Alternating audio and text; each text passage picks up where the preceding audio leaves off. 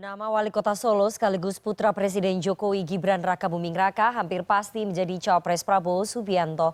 Gibran disebut sudah pamit kepada PDI Perjuangan namun belum mengundurkan diri secara resmi. Presiden Jokowi juga merestui putranya maju dalam kontestasi Pilpres 2024. Sementara Ketua DPP PDI Perjuangan Puan Maharani melontarkan sindiran teman jadi lawan yang bertambah banyak. Apakah ini akhir hubungan PDI Perjuangan dengan Jokowi? Sore ini kita akan membahasnya dengan pakar komunikasi politik UIN Jakarta, Gun Gun Herianto. Selamat sore, Mas Gun Gun. Selamat sore Mbak Dana.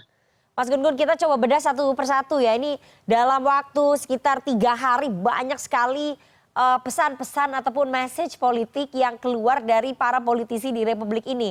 Yang pertama, pernyataan yang Mbak Puan Maharani menyebut bahwa Gibran sudah pamitan tapi belum mengundurkan diri. Bagaimana kemudian Mas Gun Gun menganalisa sikap politik Gibran yang hanya pamitan tetapi tidak mengajukan pengunduran diri dari PDI Perjuangan? Ya menurut saya dari sisi etik ya, Mm, politik ya memang itu punya masalah serius begitu. mm, mm, Kenapa? Karena kan bagaimanapun Gibran adalah bagian dari keluarga besar PD Perjuangan, kader ya yang kemudian banyak juga dipromot ya dipromosikan oleh PD Perjuangan hingga kemudian menjadi wali kota. Pun mm. demikian Pak Jokowi. Di satu titik tentu kontribusi PD Perjuangan signifikan sekali dalam karir politiknya. Jadi kalau kita melihat misalnya perjalanan hari ini Gibran kemudian divalidasi oleh partai lain, kemarin kan divalidasi oleh Partai Golkar ya dalam Hmm, Rapimnas untuk menjadi maju sebagai eh, calon wakil presidennya Pak Prabowo. hmm, Ini tentu nohok menurut saya dari sisi etika politik ya, ya, harusnya memang sesegera mungkin pilihannya dua, pertama mengundurkan diri ya, kemudian yang kedua tentu PD Perjuangan seperti halnya dinyatakan oleh Bu Mega, siapapun yang bermanuver 2 kaki, 3 kaki, masih ingat nggak Mbak ya, Nana? ya. Ya kan, itu keluar dari partai PD Perjuangan kan begitu. Jadi Hmm. itu memang pernyataan Bu Mega saat itu merupakan ekspresi ya sebenarnya dari upaya untuk melakukan mengefektifkan rentang kontrol di internal Hmm. PD Perjuangan begitu. Oke, jadi ada persoalan etik yang sangat serius ya. Menurut Mas Gun Gun, ketika seorang Gibran Rakabuming Raka hanya pamitan tidak mengundurkan diri dari PDI Perjuangan padahal dia adalah kader yang banyak mendapatkan privilege gitu ya. Mendapatkan promosi dari PDI Iya, Perjuangan. Nah ini iya mungkin, jelas. oke. Mm, iya jelas ini kan secara psikopolitis ada masalah yang serius gitu Oke. ya.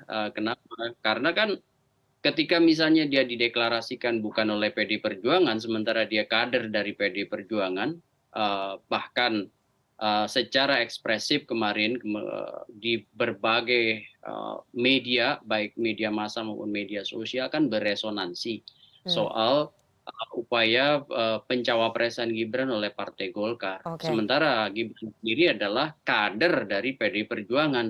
Nah, dari sisi institusionalisasi politik ya, kan demokrasi itu bukan semata-mata soal election, tapi soal etos demokratik. Ya. Nah, bicara etos demokratik itu kan penghormatan atas kepatutan, dan kepatutan misalnya salah satunya adalah transformasi kesejarahan seorang politisi. Hmm, Ya, dari misalnya rekrutmen, pembinaan loyalis, kemudian distribusi orang ke sejumlah jabatan publik. Ini yang disebut dengan institusionalisasi politik melalui kaderisasi. oke. Begitu, Nana. Oke, oke. Mungkin ini yang membuat kemudian pidatonya Mbak Puan Maharani di depan relawan agak sedikit menyindir begitu ya. Karena soal persoalan etik ini, Ya. karena Mbak Puan melontarkan sindiran teman dan keluarga kini jadi lawan dan lawannya bertambah banyak. Apakah ini bentuk kekecewaan mendalam? Anda bisa membaca itu message-nya, Mas Gun Gun? Ya, message-nya jelas ya, sangat Hmm, kontekstual. Dan ini kan kalau dibaca sekuen dari pernyataan itu kan selang beberapa jam ya hmm, dari dideklarasikannya Gibran oleh Golkar begitu ya kan, hmm, hmm. sebagai calon wakil presiden. Nah, ini kalau kita bicara CPM, Communication of Privacy Management ya, sebenarnya apa yang disampaikan oleh Puan masih dalam model diplomatis, mereka tidak terlalu eksplisit menyebut nama, tapi orang kan akan menghubungkan dengan konteks kekiniannya begitu. Hmm. Nah, sekarang kenapa menurut saya pilihan Puan masih soft sebenarnya itu meskipun dari sisi substansi menohok begitu ya, Oke. karena tidak terlalu eksplisit. Karena menurut saya begini, ini kan wilayah patut dan tidak patut. Nanti kalau dia resmi diusung ke KPU, jelas itu kan pelanggaran Iya, aturan main organisasi gitu. oke. Tapi Anda membacanya ini ada nada kekecewaan yang mendalam tampaknya ya?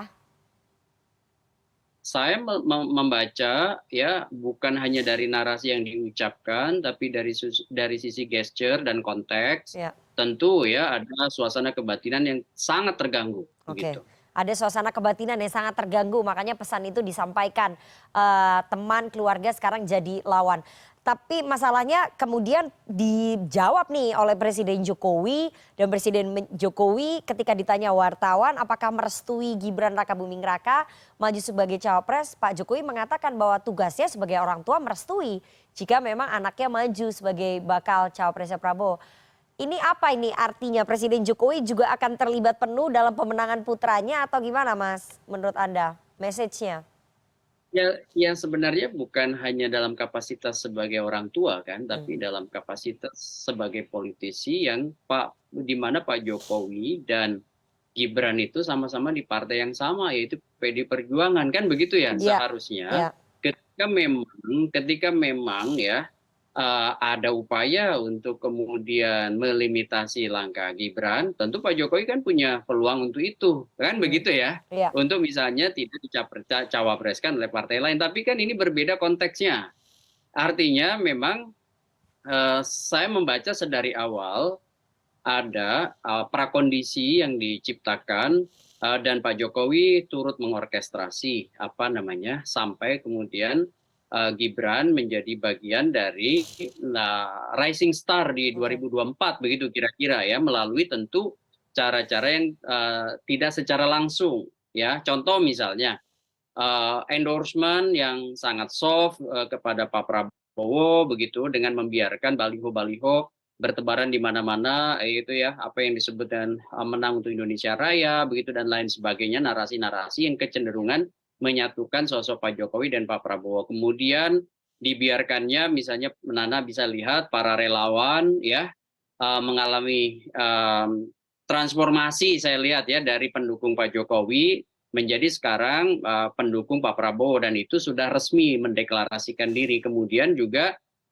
beberapa partai yang kecenderungan menjadi bagian dari the ruling party seperti PAN misalnya ya, kemudian Partai Golkar yang kemudian mendukung Pak Prabowo dan saya melihat ujungnya adalah kemarin ya ketika Mahkamah Konstitusi mengabulkan oke, ya apa namanya meskipun usianya 40 tahun tapi ada tambahan sedang sudah pernah atau sedang kan dipilih melalui menduduki pilkada. jabatan kepala daerah Ya, artinya menjadi elected official begitu dan itu kan menjadi memungkinkan Gibran untuk salah satu oke, kandidat oke. di Pilpres 2024 Jadi begitu. jadi Mas Gun-Gun melihat ada orkestrasi yang memang dilakukan oleh Pak Jokowi dan ada endorsement soft yang juga dilakukan oleh Pak Jokowi. Ternyata merestuinya dengan cara-cara itu ya. Tapi saya mau tanya ya Mas Gun-Gun, dengan pernyataan Ya. presiden itu dan pernyataan Mbak Puan, apakah menunjukkan bahwa relasi hubungan Jokowi dengan PDI Perjuangan ini sudah berada di titik nadir? Kalau di titik nadir saya lihat memang potensial ada, Hmm, gitu ya. Kenapa saya bilang istilahnya potensial? Karena pertama bisa mewujud ya jika kemudian memang Gibran nanti resmi benar-benar menjadi cawapres. ya, ya, Dan itu pasti mengganggu yang disebut dengan hubungan komunikasi politik antara dua figur ini. Sebut aja figur Pak Jokowi dengan Ibu Mega atau secara institusional Pak Jokowi dengan institusi PDI Perjuangan sebagai institusi partai yang membesarkannya.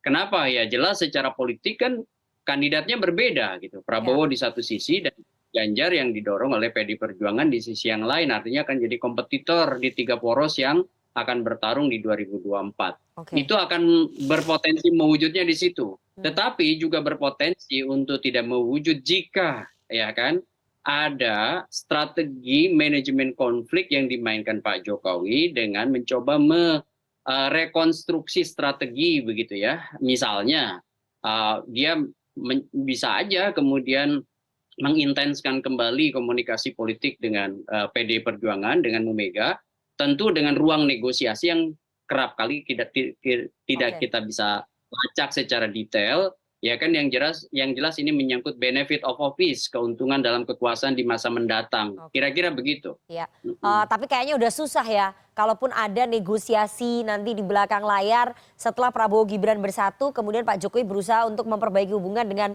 Teguh Umar ataupun dengan Ibu Megawati, tampaknya udah susah. Masalahnya adalah Indonesia ini highly fragmented multi-party system kan ya. Oke. Ya kan? Dalam konteks itu maka kerap kali pola yang dibangun dalam kongsi-kongsi itu kan pola koopsi atau Hmm. pola gonta-ganti pasangan. Dan ketika misalnya kita lihat pengalaman 2019, sekalipun misalnya kongsi berbeda, tetap bisa kemudian ada ruang negosiasi untuk menyatukan kongsi pada saat pembentukan Ya, pemerintahan. Kan kira-kira ya. begitu ya. Oke, Nah, jadi tetapi peluang yang kedua ini menurut saya hmm, jauh lebih kecil ya dibanding potensi mewujudnya argumen saya yang pertama, yaitu akan terjadi yang disebut dengan power relation atau relasi kuasa yang tidak lagi sama antara Jokowi dengan Bu Mega atau antara Pak Jokowi dengan institusi PD Perjuangan. Artinya saya membaca ada peluang relasinya menjadi jauh lebih antagonistis. oke. Oke, relasinya lebih jauh antagonistis. Itu yang dikhawatirkan ya kalau misalnya pecah kemudian hubungan antara Pak Jokowi dengan PDI Perjuangan. Nah, ini kan pasti akan menimbulkan ketidakstabilan politik kalau relasinya antagonistis begitu ya. Tapi kita sekali lagi menunggu karena politik itu sangat the art of possibility. Banyak sekali berbagai kemungkinannya dan cair sekali, kita nggak tahu nanti ke depannya seperti apa, apakah kemudian bisa lagi rekonsiliasi antara PD Perjuangan dengan Pak Jokowi atau justru sebaliknya Pak Jokowi bisa bernasib sama seperti Pak SBY 20 tahun berjarak ataupun berseberangan dengan PDI Perjuangan dengan Ibu Megawati Soekarnoputri. Terima kasih sekali analisisnya yang sangat komprehensif Mas Gun Gun Herianto, pakar komunikasi politik dari Sama-sama. UIN Jakarta.